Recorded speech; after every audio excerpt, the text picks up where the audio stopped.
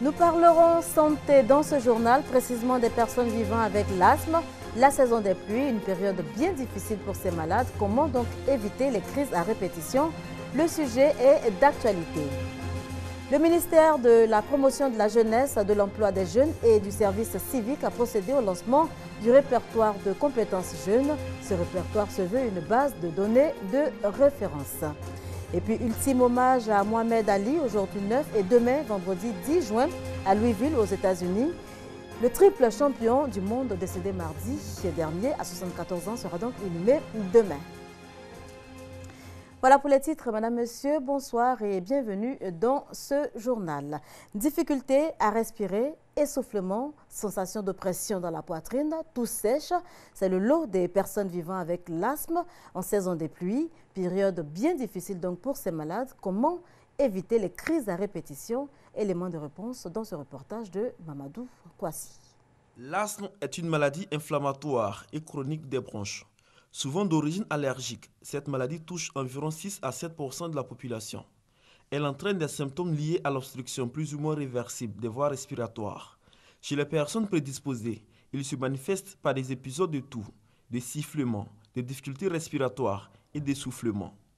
Ces crises, plus fréquentes les soirs et surtout en saison pluvieuse, c'est pourquoi les spécialistes conseillent. Pour diagnostiquer l'asthme, il y a un examen en particulier qui est fait qui s'appelle la spirométrie. Et il s'agit de souffler dans un appareil, ça permet de mesurer les volumes qui circulent au niveau du poumon et de déterminer si la personne est asthmatique. Pour les personnes qui sont asthmatiques ou bien qui présentent ces signes habituellement, ils doivent bien se couvrir, surtout la nuit, parce que l'asthme survient le plus souvent au cours de la nuit. Et donc ces personnes doivent pouvoir déterminer exactement ce qui déclenche les crises et puis faire tout pour les éviter. Mais la difficulté, c'est que le mal se découvre tardivement chez certaines personnes. C'est pourquoi il est recommandé à la population de se faire dépister à temps afin de bénéficier de traitements efficaces. L'asthme, ce n'est pas une bonne maladie. Je connais des personnes qui en souffrent, donc j'aimerais pas être dans ce cas-là. J'aimerais voir si j'ai de l'asthme. Quand elle est en train de manger, elle est totalement essoufflée, comme si on lui serrait le cou. Puis elle commence à transpirer.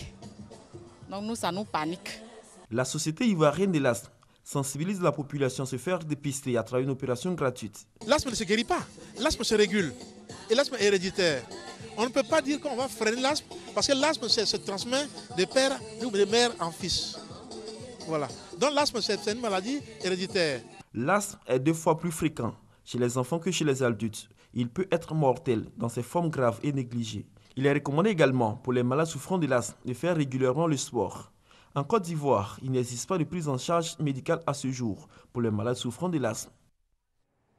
Voilà, saison des pluies, le danger plane à tous les niveaux. Ce jeudi après-midi, un accident de la circulation s'est produit au niveau du stade Félix Houphouët-Boigny au plateau. Un mauvais dépassement aurait causé cet accident qui a fait une dizaine de blessés, dont 2 graves. Astou Touré. Un véhicule renversé, des passagers à même le sol. C'est ce triste spectacle que nous avons constaté cet après-midi au niveau du stade Félix Houphouët-Boigny, précisément sur le boulevard Lagunaire. À l'origine de cet accident, un mauvais dépassement effectué par un véhicule de transport en commun communément appelé Massa. C'est un accident qui a été causé suite à l'inconscience d'un chauffeur de Dina qui a voulu à coûte que coûte faire un dépassement. Et lorsqu'ils ont cédé le passage, il est venu en plein et le Dina s'est renversé à 3 reprises. Vraiment, il roulait à vive allure. Et nous l'avons même interpellé, mais ce n'était pas son problème. Et il a voulu dépasser le gros camion qui est garé là-bas. Malheureusement, il a fait un mauvais dépassement. Donc son côté chauffeur a touché le camion et il a perdu le contrôle aussitôt. Nous sommes en ce moment à 17 victimes, mais compte tenu de la gravité, il y a toujours des victimes qui viennent toujours se présenter. Nous sommes en présence de 2 cas graves. Nous avons des fractures et puis des traumatismes crâniens. Les blessés ont été évacués au CHU de Cocody. Au moment où nous quittions, aucune nouvelle du chauffeur qui, semble-t-il, aurait pris la fuite. On évoque à présent la question du chômage en Côte d'Ivoire. Le ministère de la Promotion de la Jeunesse, de l'Emploi des Jeunes et du Service civique a procédé au lancement du répertoire de compétences jeunes. Ce répertoire se veut une base de données de référence.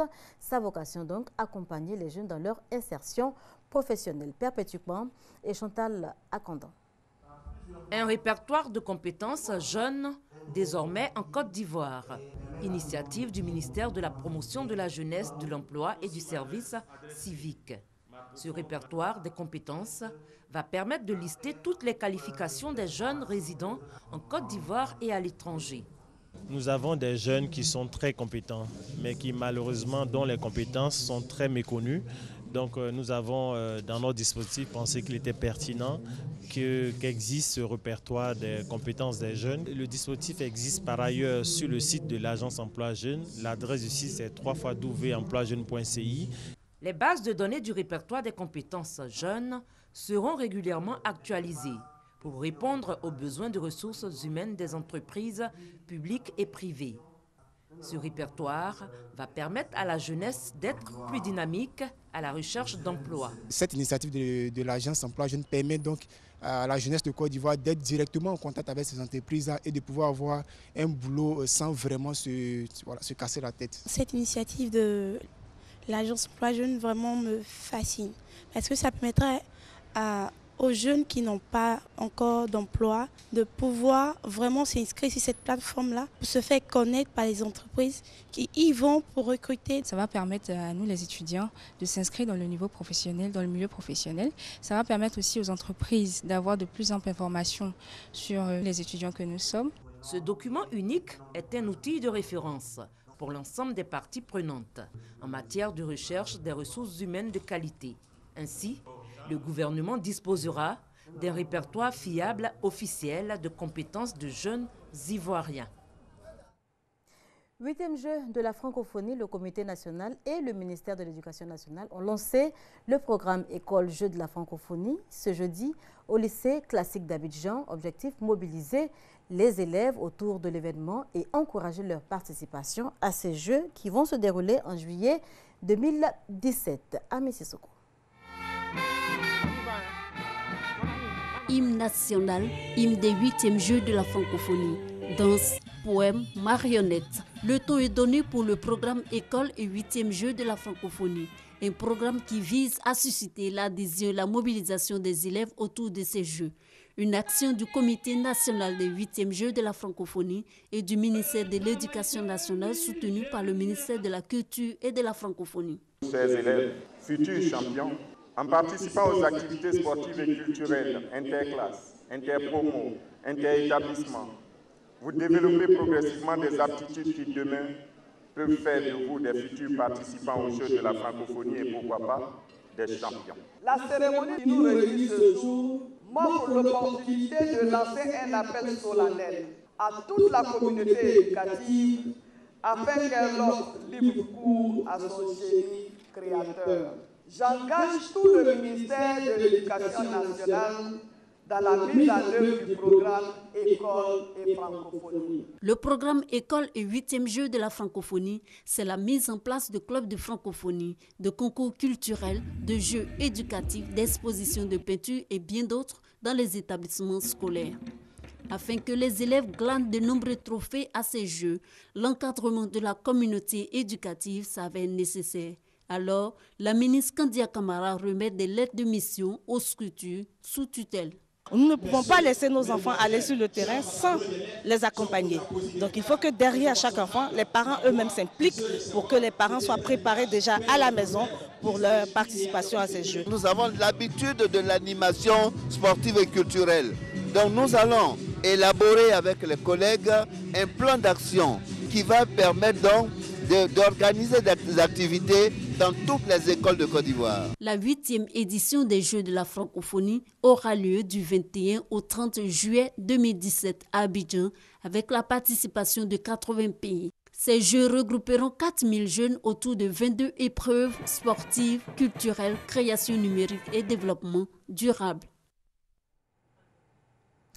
Délices de renégat, c'est la dernière œuvre du journaliste et communicateur Julien Anaki, une œuvre poétique de 76 pages, le symbole même de son incursion dans un son littéraire qui force l'admiration. Hugues Hervé Blé était à la cérémonie de dédicace pour la RTI.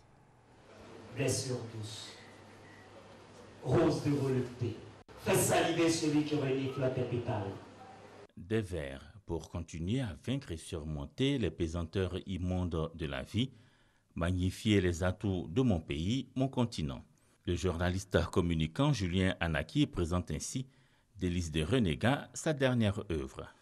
Anaki, qui ne se définit pas comme un poète, produit ici une œuvre de 76 pages dans laquelle il exprime le plaisir qu'il prend quelquefois à travailler dans la forêt sans être planteur et à y humer l'air pur. C'est air indispensable à ce monde de contradictions et d'incompréhension, d'harmonie et disharmonie. C'est une façon pour moi d'extérioriser ce que j'ai intériorisé, mais à travers des vers qui sont une musicalité, des vers qui adoucissent, qui apaisent le cœur de ceux qui les lisent. C'est un hymne à la vie, tous les thèmes y passent, il y a la femme, il y a la trahison, il y a l'amour, il y a la guerre, il y a l'unité, il y a la Côte d'Ivoire, le souci de voir la Côte d'Ivoire unie, alors tout y passe. Julien Anaki aura eu le mérite à la dédicace de son recueil de poèmes de séduire du beau monde. Hommes et femmes des lettres, des médias sportifs célèbres ont avec plusieurs autres amoureux des vers savouré les recettes délicieuses de Julien Anaki. Ces délices de renégat destinées, comme le souligne José Guébo, le président de l'Association des écrivains de Côte d'Ivoire, à faire renaître la joie au sein des foyers, des ruelles et des jardins. Julien Anaki est à sa deuxième œuvre littéraire.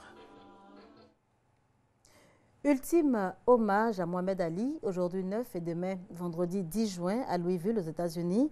Le triple champion du monde décédé à 74 ans sera donc inhumé demain. À Kinshasa, dans la capitale congolaise, la population garde encore à l'esprit la date du 30 octobre 1974. Mohamed Ali remportait, vous vous en souvenez certainement, le combat du siècle contre Georges Formal pour le titre de champion du monde poids lourd de boxe anglaise. Regardez.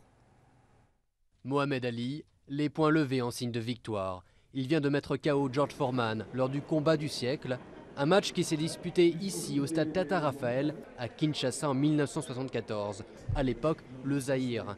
L'événement a marqué les mémoires dans un pays où la boxe et Ali étaient très populaires. Tout le monde, chaque personne devait apprendre la boxe.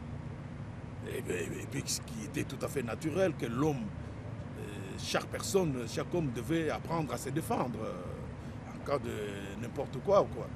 Et Mohamed Ali, c'était un modèle pour nous.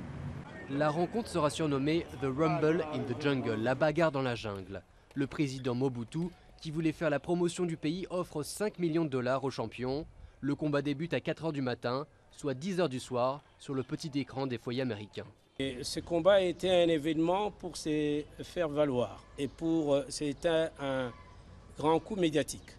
C'était du marketing politique en quelque sorte. Il fallait que le pays soit reconnu à travers le monde comme Zaïre. Le combat se fera sur 8 rounds jusqu'au KO de Foreman. Pour Ali, ce sera un renouveau après avoir été déchu de ses titres 10 ans auparavant. 40 ans plus tard, la boxe ne connaît plus le même engouement au Congo. Le Congo est orphelin de la boxe depuis que Mohamed Ali est parti. Congo boxe. Je crois qu'il n'y a plus d'avenir aujourd'hui dans la boxe. Après la mort de leur icône, certains fans rêvent maintenant d'un grand événement commémoratif le 30 octobre prochain. Et plus que quelques heures pour le top départ de l'Euro 2016 pour l'Espagne, double championne d'Europe en titre. L'enjeu est de taille. Après donc son triple inédit Euro 2008, Mondial 2010 et Euro 2012, l'équipe d'Espagne veut oublier son échec lors de la dernière Coupe du Monde au Brésil et entrer dans l'histoire. Et pour cela, il lui faudra bien décrocher un 4e titre cette année. Et puis, notez qu'un concert géant est prévu ce soir, avant donc le coup d'envoi de l'Euro 2016. Concert donné par David Guetta, auteur de l'hymne de l'Euro 2016. Ce sera un concert sous haute surveillance, comme d'ailleurs toute la compétition. Merci de nous avoir suivis.